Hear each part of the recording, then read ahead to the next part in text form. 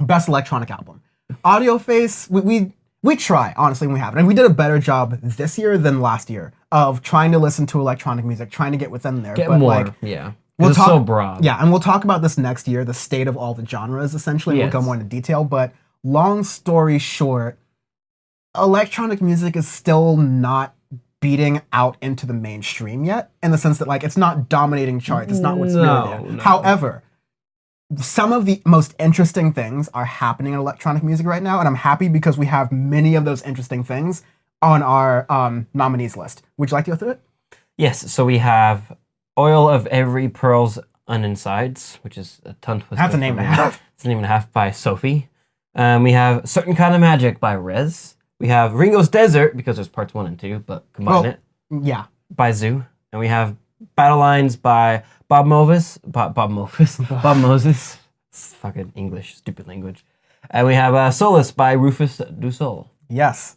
Which, those are all really good. And Sophie, I know I didn't like it because it's not my cup of tea, but I think I talked about this before, is that I acknowledge what it is. I say, hey, for what it is, it's good. Not my cup of tea. I don't like that style, but I can appreciate good music when it's there. Yeah. And for someone who it is, like Sophie is more of my cup of tea, more of. I didn't like love the album a ton, but more of.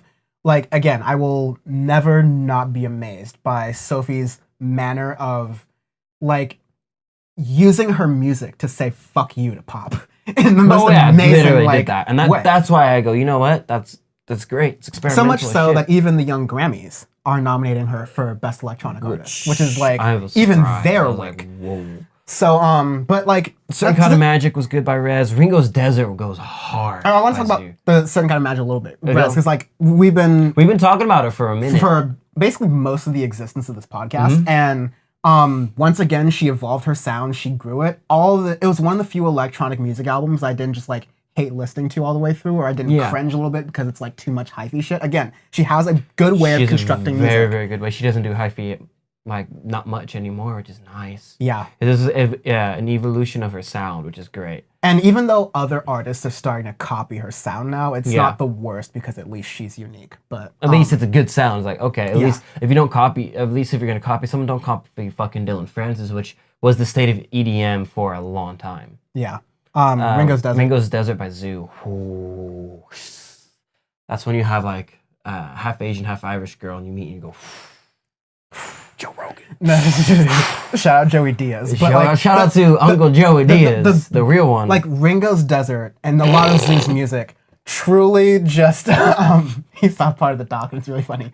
Ringo's Desert truly transcends electronic music in a lot of ways. It combines hyphy-typhy EDM with house, and it makes it soulful. Yeah.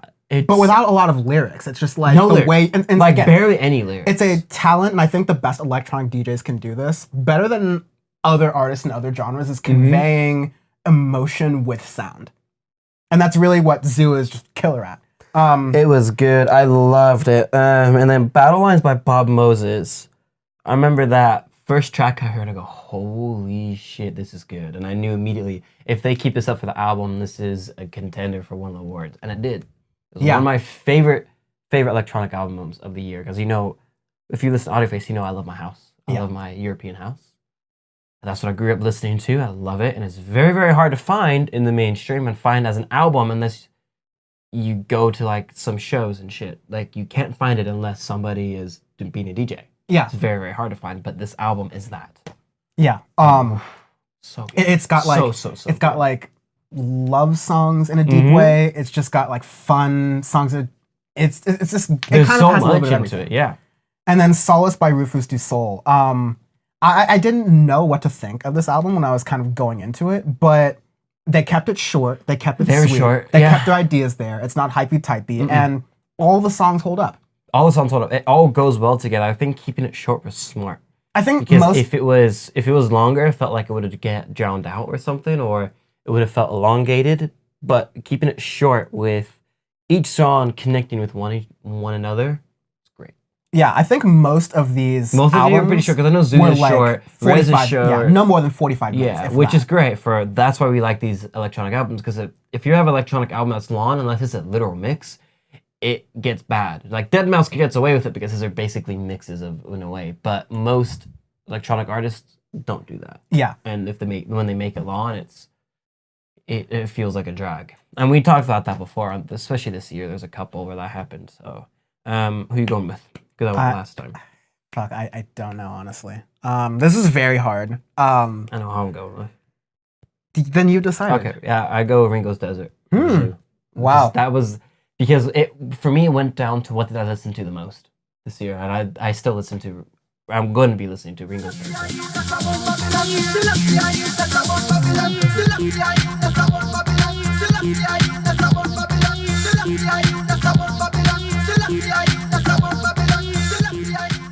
I keep putting that on, and the rest of them I will listen to occasionally, but it's not something where I have my rotating list of music where I'm like, I have nothing to listen to. Oh, I'll put this on.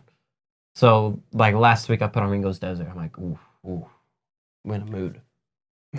You know, I think I will give it to you. I will do Ringo's Desert, yeah. But my close second, honestly, is Rez's Certain Kind of Magic. It's because good. By that same standard, I put it on most of the time. Like even in my head, Life and Death is playing in my head because it's a really good song. Life and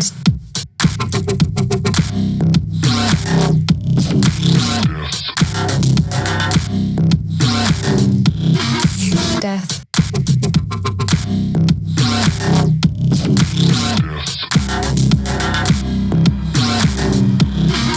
Life. But yeah, just I think if I did have to compare Zoo versus Rez and their most recent albums, I hate to compare them because they're both my favorite artists. I don't think they hate each other that way, but you have to give it to Zoo. There's just like a lot more kind of going on there, even though Rez has picked like a smaller kind of range, you could say, but it's just doing so much different with it that it's absolutely like has to be given credit for. And again, this is of what we've done so far. This is the hardest category. That's definitely I would hardest. say. And then we're gonna get to some ones where I'm like, ooh.